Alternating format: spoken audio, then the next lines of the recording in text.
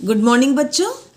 आज का अपना टॉपिक शक्ति के प्रकार, काइंड्स ऑफ पावर।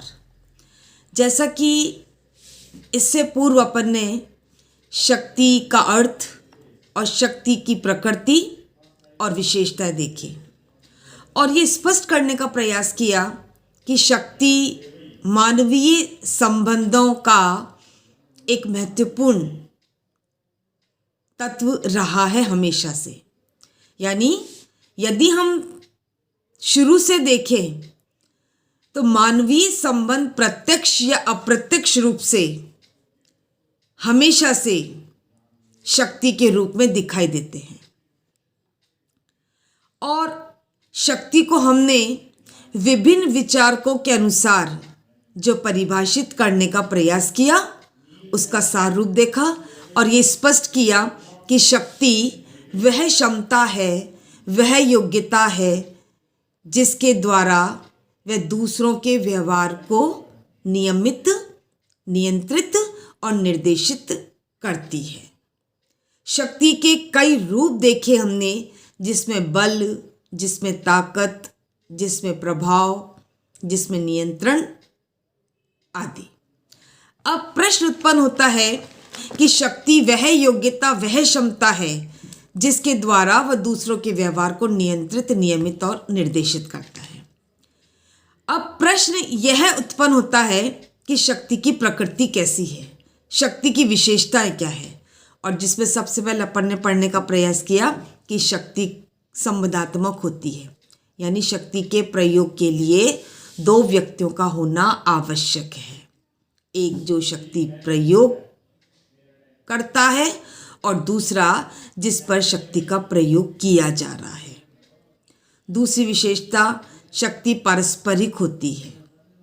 तीसरी विशेषता, शक्ति सापेक्ष होती है। और चौथी, शक्ति की प्रकृति के रूप में शक्ति वास्तविक शक्ति और शक्ति का संभावित स्वरूप क्या है। तीसरा जो टॉपिक है अपना कि शक्ति कितने प्रकार की होती है, शक्ति के कौन कौन से प्रकार हैं, आज अपन इस पर चर्चा करेंगे। अब ये हम देख चुके हैं कि शक्ति एक योग्यता है, एक क्षमता है। कैसी क्षमता, कैसी योग्यता? एक कर्ता की वह योग्यता जिसके द्वारा बल प्रयोग या बल प्रयोग की धमकी के द्वारा दूसरे व्यक्तियों की क्रियाओं में वांछित परिवर्तन लाने का प्रयास शक्ति धारक के द्वारा किया जाता है। इस विस्तृत धारणा में शक्ति संबंध के कई प्रकार हो सकते हैं और समाजशास्त्रियों ने इन्हीं आधारों पर शक्ति के कुछ प्रकार बताने का प्रयास किया, जिसमें सबसे पहले हम देखेंगे औचित्यपूर्ण शक्ति।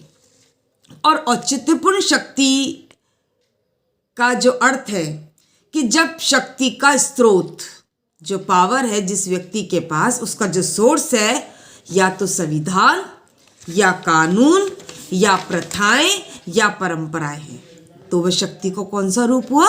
औचित्यपूर्ण शक्ति हुई। यानी औचित्यपूर्ण शक्ति वास्तव में सत्ता है।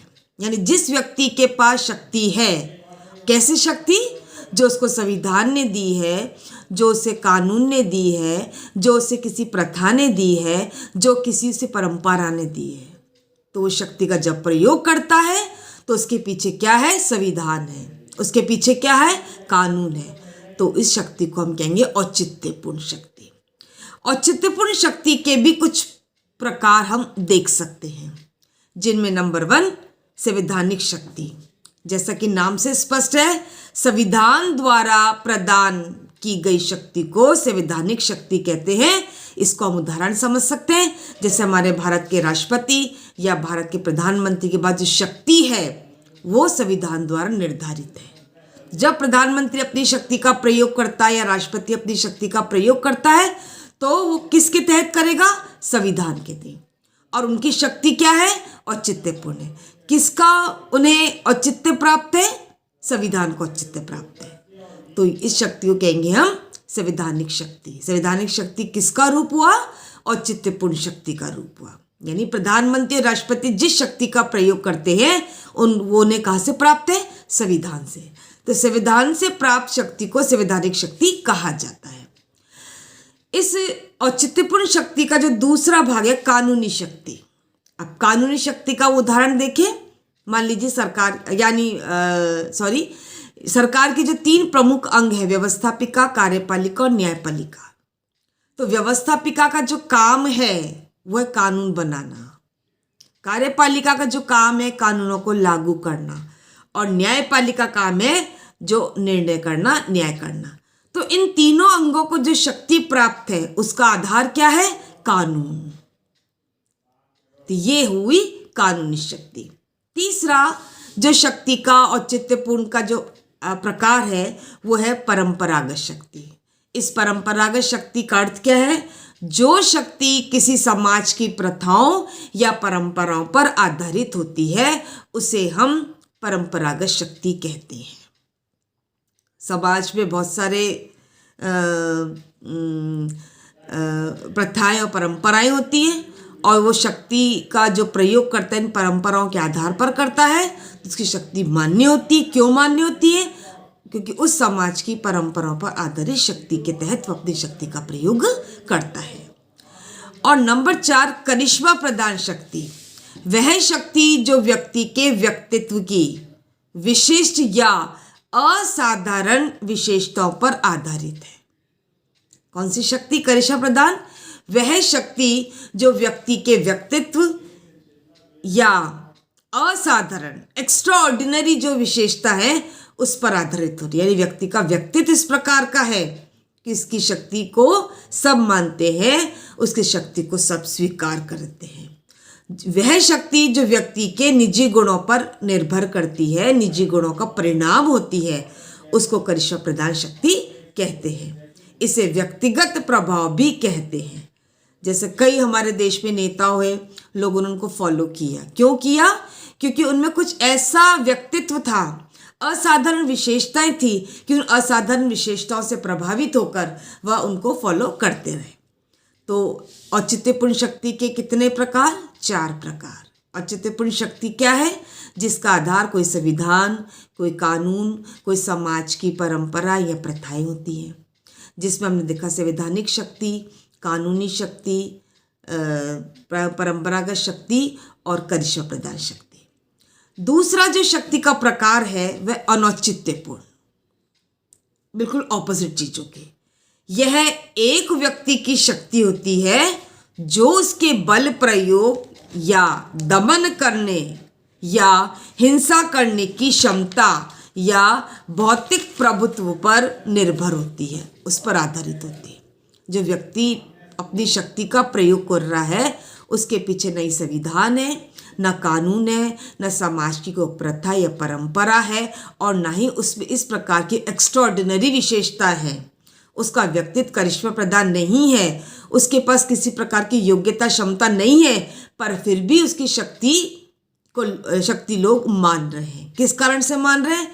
बल प्रयोग, फोर्स के द्वारा अपनी शक्ति को मनवा रहा है, धमकी के द्वारा, अपनी ताकत के द्वारा, अपनी पैसे की ताकत के द्वारा, अपनी भौतिक प्रभुत्व के द्वारा।